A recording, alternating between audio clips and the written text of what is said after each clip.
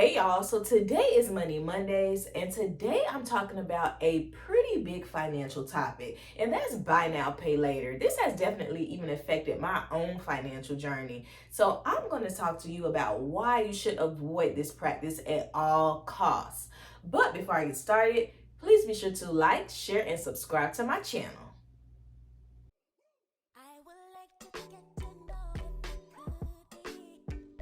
Hey y'all, I just released my first financial literacy ebook, How I Became Debt Free in 22 Months. This is an easy, educational, and encouraging guide. I want you to check it out. It's only $5. Look in the link in the description box below and click that button. Okay, so if you don't know what I'm talking about, buy now, pay later is basically the new age way of layaway. So if you remember back in the day with layaway, you would go into the store, typically like one of the big name stores. You would get items, you would take them back to the layaway counter. For some reason, it was always like in the back of the store. And you would say, hey, I want to put these items on layaway, meaning that you want to pay for them in payments, and they're going to hold the items for you. And then as you make your weekly payments, once you're done, you go in and you pick up those items, right? That's the old way of doing it. Now, in today's world, buy now, pay later, it's the same thing, but it has just a big caveat to it that you couldn't do before. So the main thing is that you can get the items that day. So you probably seen this with online shopping. Let's say you're putting some things in your budget or in your buggy, and you go, or your cart, right? In your cart, and you get to the end to check out, you're about to put in your paying information, and it says, hey, do you know that you probably qualify to break this purchase down into 4 payments? And guess what? You can get it today, and you're just going to make payments on it, 4 payments. Typically, I think they do it weekly. I'm not sure. I don't think they do it monthly, but they may. Drop it in the comments and let me know. And you will be able to get your items today. So if you don't know what I'm talking about, that's what buy now, pay later is. So here's my experience with buy now, pay later. So you already know your girl paid off $43K in 22 months. But previous to my debt-free journey, I was a financial hot mess, y'all. If you could finance it, I did. Shall I finance a cell phone, a bed, whatever you could do, I definitely did it, right? So I have never done like the typical buy now, pay later. I know there's several companies that are pretty popular today, but the one thing that I did do that was kind of like buy now, pay later was the PayPal credit.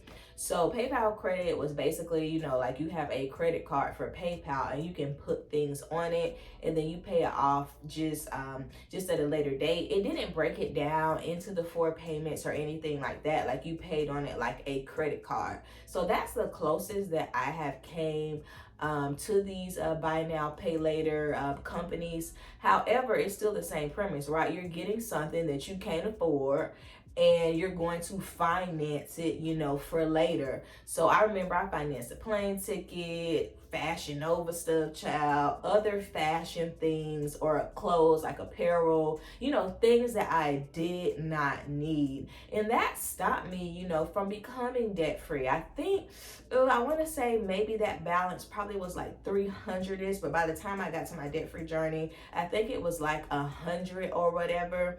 And then I remember because I paid off like the plane ticket part because it had like a certain amount of months to get it interest free. So I paid it off by then.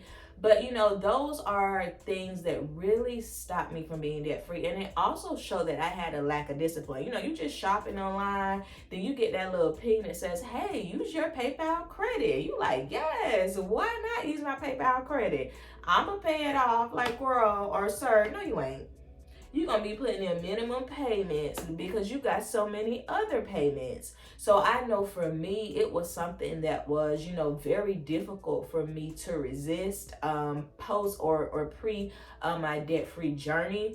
I remember like once I paid that off, I closed that thing immediately. Like I remember like I got a little alert that said, hey, you're not going to be able to reapply or something like that. They try to get you to stay. I was like, I had to close that mess immediately because it was such a temptation.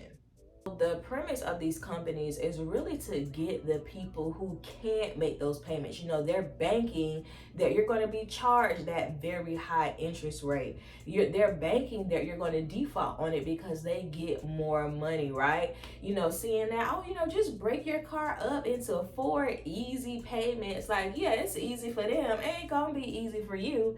And I know there's a lot of people who say, oh, I pay off my balance every month, blah, blah, blah. Listen, literally everybody says that. If it was so true, our credit card debt in this country would not be so high. So let's keep it all the way 100, right?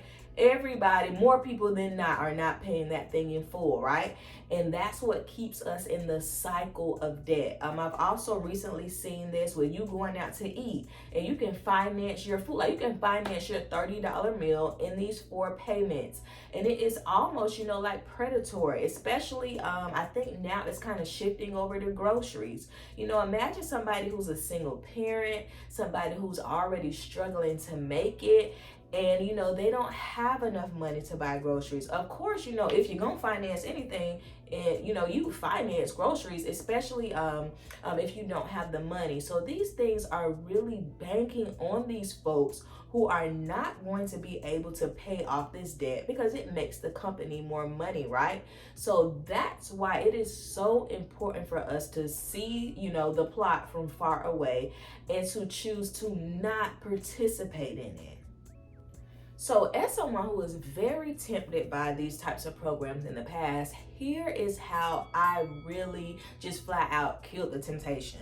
So the first thing I did was I deleted it. So I talked about my PayPal credit story, right? Once that sucker was paid off, baby, I closed that account. And even before that, I stopped taking out debt, right? So that is a decision that you're going to have to make. You're going to have to delete it at all costs. I don't care how many points they say you're going to get. I don't care about all these perks they try to give you so you won't leave. You have to delete it as soon as possible and make the decision to not take out any more debt. So like for me, when I log in, I don't even get the PayPal credit, alert. Of course, I still see like the afterpay stuff, but I already know your girl is not going back there, okay, at all costs. I ain't going back. So make the decision that you're not going to take out any more debt and then delete that temptation. So you may have to, delete all of those emails that you get, reminding you, hey, there's a sale this week with this.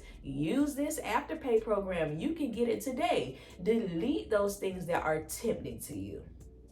So the next thing is to ask yourself is, and this is something that I ask myself as well, can you afford this? Have you budgeted for this? Is this line item in your budget right now?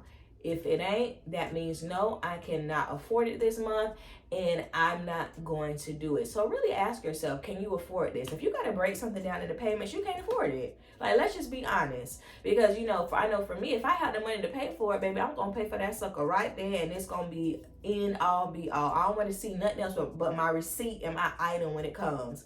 I don't want to hear no further correspondence. And it almost like kills the joy. Like, yeah, you get it right there, but next thing you know, you got something coming in the mail, you got a text message, you got an email saying, hey, your payment start on this day. Don't forget, girl.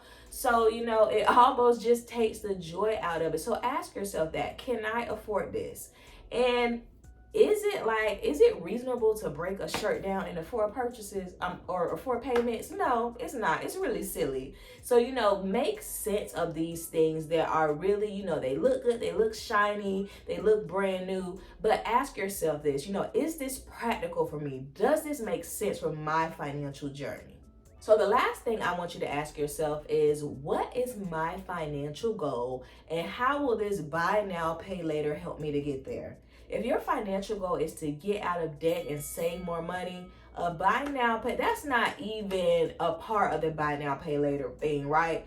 That's actually the opposite of it. So ask yourself that. What is the goal that I want to reach? And is this going to help me to get there? That's something that I'm always asking myself about anything that I purchase. I made a funny short yesterday about me going to the mall and I was going to get a pretzel. Where the pretzel was like expensive. I was like, what?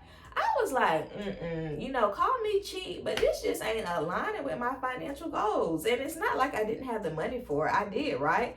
But I just was like, I'm I'm just gonna say no to this. So ask yourself that, when you are tempted by these programs. I just wrote an ebook. It's only $5 and it talks about how I got out of debt in 22 months. So if you want to do the same, if you want to learn the financial principles that I utilize, look in the comments below, look in the description box below, and click that link for only $5. And hey, if you want to know more just about good financial principles, check out my Money Mondays playlist here.